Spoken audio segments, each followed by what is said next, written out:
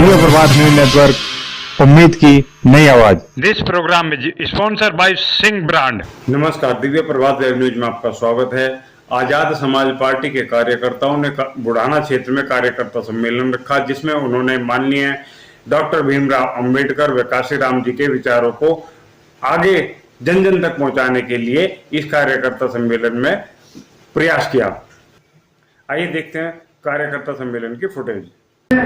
कौन कार्यकर्ता के होते हुए और हर ताकत को होते हुए एकदम से ब्रेक लग जाना वो बहुत बड़ी कार्यकर्ताओं के लिए, और जो 20 साल तक 25 साल तक मेहनत कर रहे हैं उनके अपने जीवन के लिए और उनकी संघर्ष के लिए, उनके मिशन के लिए बहुत बड़ा झटका होता है।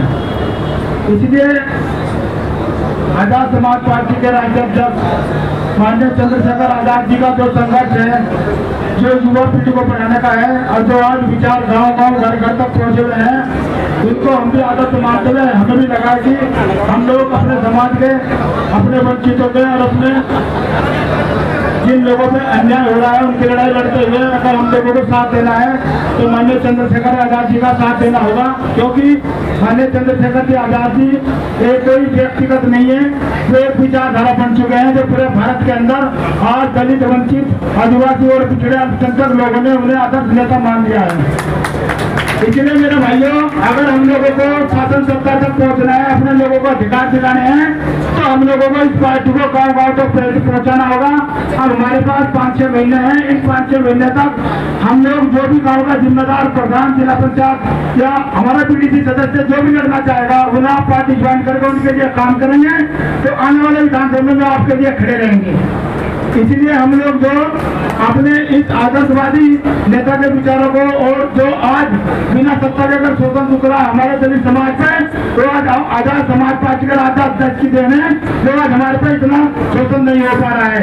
नहीं तो आप लोग सब जान रहे हैं कि जो सरकार चल रही है, इतनी मनवादी व्यवस्था की सरकार है, वो किसी को भी नहीं पकड़ रही है, और सबसे ज्यादा तो हमारे अल्पसंख्यक, पिछड़े और दलित समाज के लोगों को बहुत ज्यादा नीचे गिरा रही है, क्योंकि जो उनकी साथ लगे हैं, चाहे कोई महाराज जी लगे हो, जैसे आसाराम है, झांसाराम है, रामपाल है, उनके पैर पकड़े मोदी जी ने, सरकार ने उनको जेल में डाल दिया।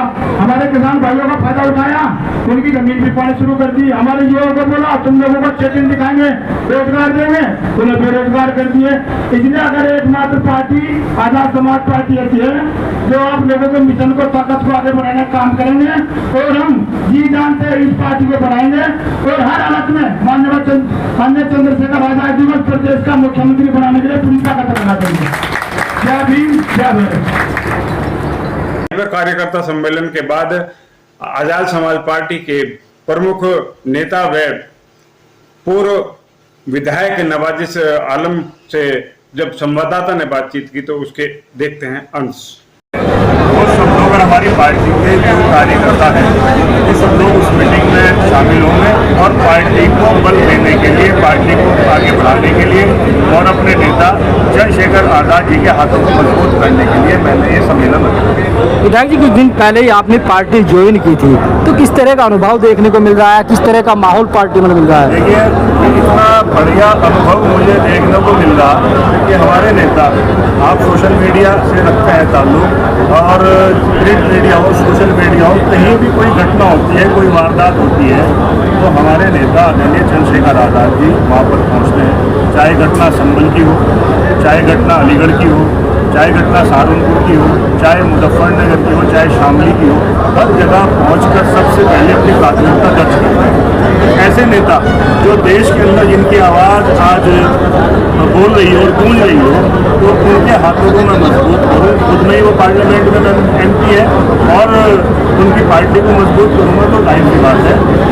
सभी को साथ लगा के हमारी पार्टी और मजबूत है। क्या लग रहा है जिस तरह से बसपा सरकार में एक समीकरण होता था दलित प्लस मुस्लिम, क्या वो समीकरण एक बार फिर से कहीं ना कहीं धरातल पर नजर आएगा और परिवर्तन होगा? आपके सामने है बिजनौर की नगीना पार्लियामेंट सीट है, जहाँ 2024 में पार्लियामेंट का चुनाव हुआ और आदरणीय चंद्रशेखर आजाद जी वहाँ पर लड़े, आजाद समाज पार्टी से लड़े, किसी का गठबंधन नहीं था, गठबंधन के और लोग भी वहाँ पर लड़ रहे थे। उसके बावजूद वहाँ से उन्होंने जीत दर्ज की। तो मैं समझता हूँ कि इसमें सभी समाज के लोगों का उन्हें तामुन मिला और उन्होंने अपनी आवाज़ को बुलंद करने के इस देश की सबसे बड़ी पंचायत के सदस्य। वहीं पर उपस्थित ग्रामीणों से जो बातचीत हुई तो देखते हैं उन्होंने इस कार्यकर्ता सम्मेलन के बारे में क्या कहा। जैसा यहाँ पे आए आप लोग तो क्या कहना चाहेंगे, किस तरह का कार्यक्रम रहा है? बढ़िया रहा, जोर का रहा, बस अब जो किसी और को दे दो। तुम भी बोल दो कुछ। अरे जोर का तो रहा, बढ़िया रहा कार्यक्रम, और क्या। चंद्रशेखर आजाद के बारे में क्या कहना चाहेंगे? जिस तरीके से आप लोग यहाँ पे इकट्ठा हुए थे, तो क्या पसंद आया जो उनके साथ आप लगना चाह रहे हैं? वैसे तो सर जो है ना, हम 5 साल से पहले जुड़े हुए थे और पीछे जो है ना हम हट गए थे उसमें से जी। क्यों हट गए थे, क्या कारण था उसका? उसका कारण था हमारा जो तो दोस्त था उसके साथ मतलब जिला स्तर पर कुछ गड़बड़ी हो गई थी। उनका जो है ना चुनाव सिंबल दे दिया उन्होंने और फिर उनसे वापसी ले लिया था। अच्छा, तो इस वजह कुछ आपस में मतभेद की वजह से हम हट गए थे। दोबारा से जुड़े हम इससे जी, आज़ाद समाज पार्टी से जी।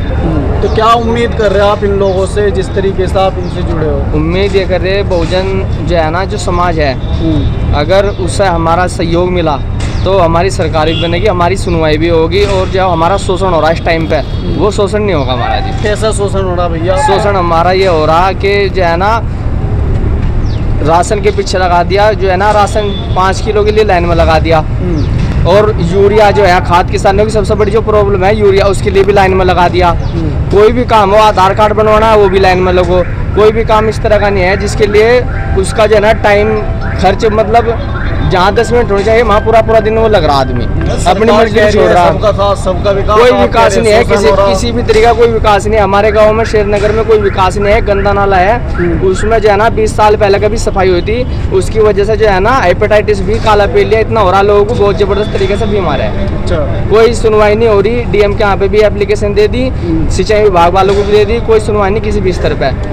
बस जो काम हो रहा, पार्टी से क्या उम्मीद है? ये उम्मीद है कि जो है ना हम इसका हाथ पकड़ के चलेंगे और भविष्य में हमेशा अच्छी जो है ना उम्मीद है। क्या लाएंगे और जोड़ सी पार्टी में सलीम जाएगा, हम तो इसी में चले जाएंगे, चाहे वो इसी में पहुँच लो। अच्छा, हाँ, हमारे विचार तो यही गाल मिल रहे। लेकिन ये आजाद समाज पार्टी में है, क्या आपको कुछ उम्मीद है उनसे? किस तरीके का समर्थन आप चाहते हैं? उम्मीद है अपने से, जब हमें इससे उम्मीद है कि जिसी का जुड़ेगा वो पार्टी भी इसकी बात को मानने की समर्थन करेगी। अच्छा, अब जिला पंचायत के चुनाव भी आ रहे, उठा पटक चल रही, कई सारे खड़े, तो अब क्या रहेगा मामला?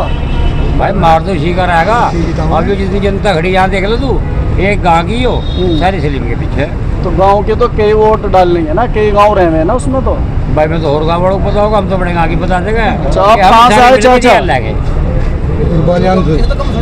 हाँ जी, तो क्या कहना चाहेंगे? जैसे आज चंद्रशेखर आजाद हैं, इनके साथ में क्यों लगना चाह रहे हैं लोग? समझ में बात नहीं आ रही। सलीम बेटा हमारे साथ है, हम सलीम बेटे के साथ रहेंगे दिलो जान से, और समाज में क्या मतलब क्षेत्र में भी अच्छे काम करेंगे और इनकी खतर वो करेंगे। पहले तो कार्यकर्ता सम्मेलन का लबो-लुबाव यही रहा कि यदि दलित मुस्लिम वोट बैंक एक साथ मिल जाए तो वे यहाँ पर दलित मुस्लिम समीकरण बना करके अपना विधायक खड़ा कर सकते हैं, एमपी खड़ा कर सकते हैं। और कुल मिलाकर इस सारी बातों को यदि हम चुनावी नजरिए से देखें तो इसका सीधा दलित मुस्लिम जो समीकरण बनेगा, इसका सीधा नुकसान सपा और बसपा को होगा। आज की खबर में इतना ही। कल फिर मिलेंगे किसी नए मुद्दे के साथ, तब तक बने रहिए हमारे साथ और देखते रहिए दिव्य प्रभात।